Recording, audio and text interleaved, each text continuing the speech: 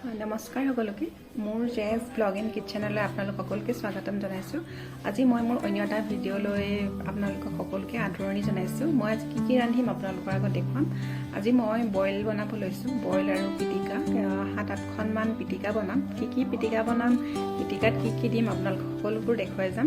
আমাৰ যিহেতু পিটিকা অসমীয়া সমাজৰ এইটো থলুৱা খাদ্য হয়। আপোনালোকে চাব মোৰ ভিডিঅ'টো, যদি ভাল লাগে আপোনালোকে লাইক এটা কৰিব।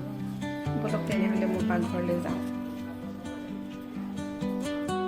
ঘৰলৈ গৈ মই কি চব্জি পাই আহিলোঁ আপোনালোকে চাওকচোন। ইমান মায়ে এইবিলাক বুটলি মেলি থৈ দিছিলে, মই লৈ আহিলোঁ।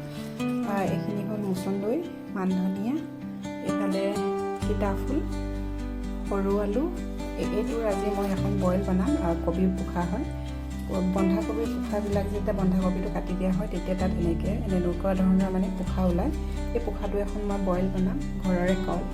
এইফালে এইখিনি দেখিছেনে, মানিমুনি, ডাঙৰ মানিমুনি সৰু মানিমুনি দুয়োটাও ইয়াত মিক্স হৈ আছে।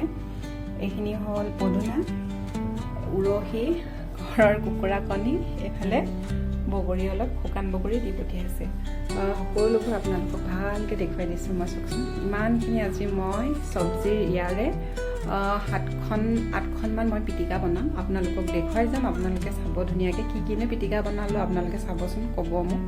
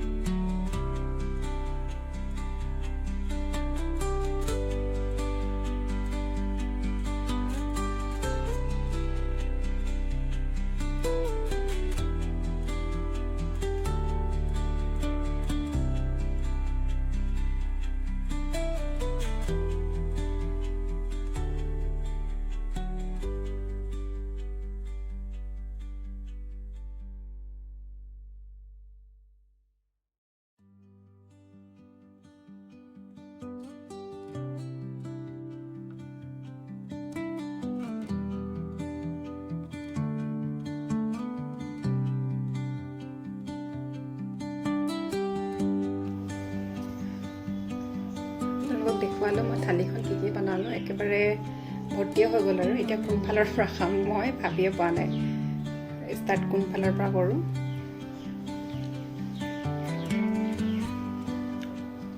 খুব সুন্দৰ হৈছে, একেবাৰে অইল ফ্ৰী আৰু।